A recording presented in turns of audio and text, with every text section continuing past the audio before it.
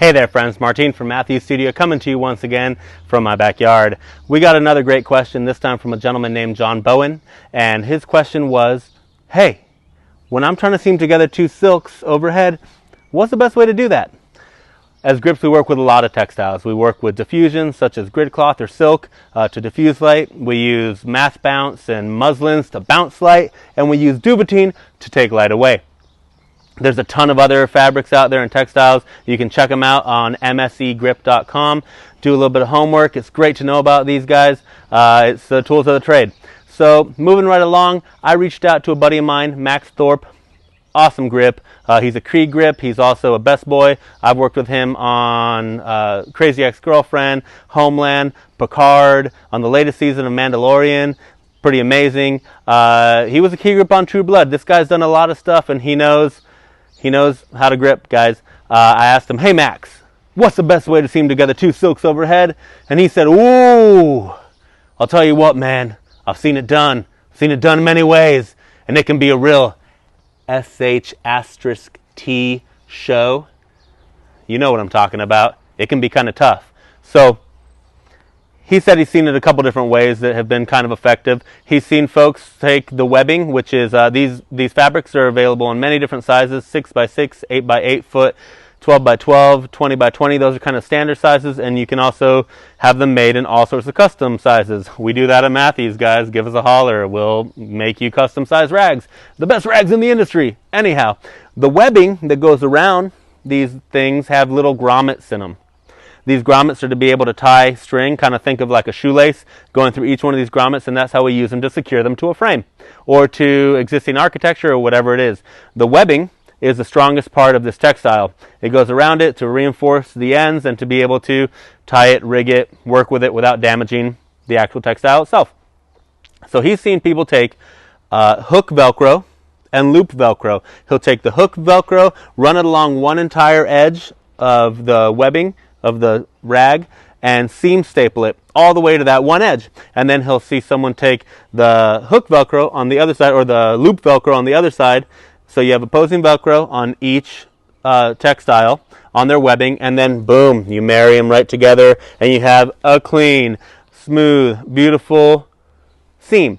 The problem with that seam is that when we work with these textiles, we want to make them as taut as possible. You want to get all the wrinkles out. You don't want it to be waving around when the wind picks up, because that's going to affect the quality of diffusion, and it could also make noise, whatever. We want to really tie them tight. When you start pulling real tight on that Velcro seam, it's going to come loose. It's going to come undone. It can really become a pain in the butt when it's really high up. The wind picks up, and all of a sudden that seam starts to separate. The same thing can be done with safety pins. You put the webbing, you overlap it, and then you put safety pins all the way up the seam. That's another way to do it. Once again, safety pins aren't the strongest thing in the world. That's going to be your weakest point. That's going to be where the textiles separate. So what he said, and which is pretty sound advice, is to keep each one its own thing. Keep one 12-by in one frame, one 12-by in the other, and just overlap. Overlap it, move them both accordingly to where you need them when the sun is moving, and it's going to be your best way to be able to make that big, long 12-by and 12-by next to one another. Whatever it is, keep them in their own system, and then put them together, and it's a wonderful way to do it.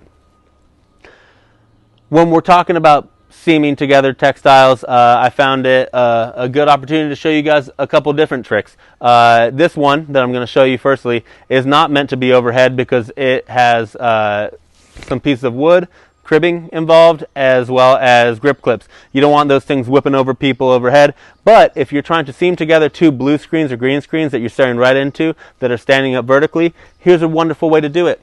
Here we go. I don't have great chroma blue screen or digital green screen or whatever here, but I do have towels, and luckily I have two of them. They're not the same color, but they're close enough. Here we go. We're gonna unwrap one amazing blue screen, lay it down right there. Gonna unwrap our other blue screen, put it right there, and you're gonna put the edges right up to one another. The next thing I'm gonna want to do, get them nice and smooth. And the next thing I'm going to want to do is I'm going to take my 1x3. These were molding for my cabinetry. I might need them later and be really upset that I cut them down the middle. But for this video, I'm really happy I have them. So we're going to put one of them right there, put the other one right there, and we're going to fold them over. So you're going to do just a half roll right there. So you have one textile with one piece of cribbing and another textile right here wrapped around another piece of cribbing. At this point, I'm going to push them together, boom, just like so. And now I'm going to sandwich both textiles with the cribbing, or the 1x3, whatever you're using. Now I'm going to take my trusty grip clips.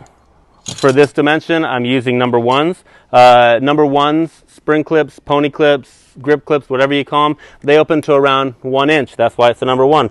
Number two opens to 2 inches. And number three, you guessed it, 3 inches. I'm going to take my second trusty grip clip, spring clip, pony clip, whatever you want to call them. I'm going to put it right there. Going to take my third, put it down low, right here.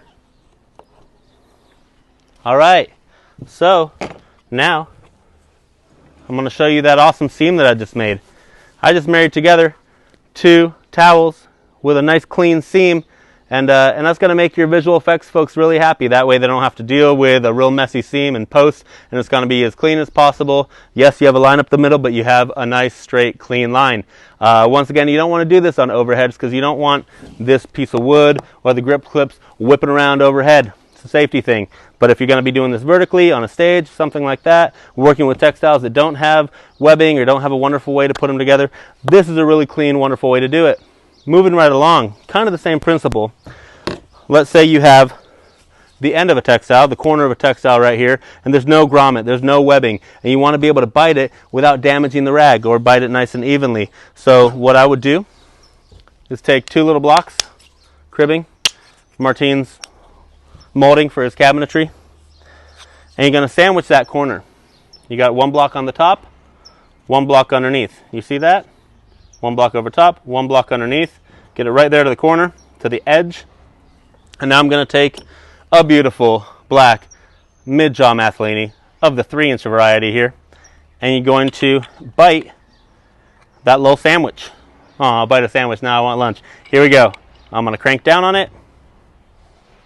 And now I have sandwiched our textile, and I'm going to take my line, pretend this is a multi-line or something a little bit thicker, but this is what I have right here. So now I've left a little gap in between the shaft and the jaws so that I can thread my line through it. And if you watched my rope video, this is when you get a chance to have a bunny rabbit make a home, go around the tree, and then scurry back into his little home right there. And you have a bowline. If you haven't watched the video, I'm just a crazy man talking about rabbits and trees and holes here. And there you go. You now have secured and bit the textile without damaging it. A lot of times these things are really expensive and they're rentals and you don't want to damage them. So this is a great way of doing it. You see, I'm going to let go of it, and boom, my towel is just as good as when I started working with it. Last way I'm going to show you to deal with this stuff, with these textiles, is how to marry this to the ground with a nice straight seam without damaging the textile. Sounds like my recycling is being picked up right now. Thank you for the recycling guys. But here we go. We want this guy to be secured down to the floor. Normally stage floors are made out of wood. So let's pretend this is our stage floor right here. So now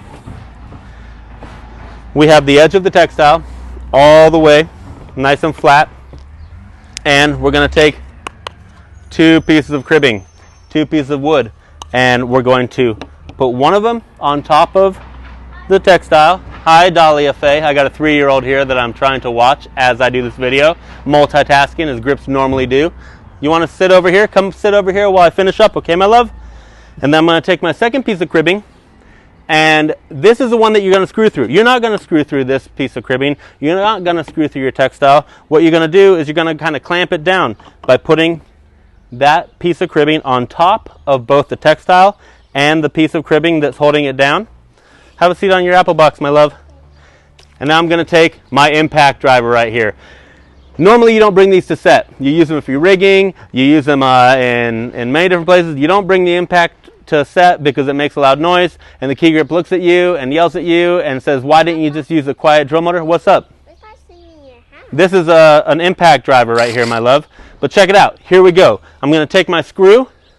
I'm going to put it into my driver because there's no key grip here to yell at me and send me back to the carts for the quiet gun. And we're going to screw straight down. Oh, there's that noise that they hate. Was that a little too loud, my love?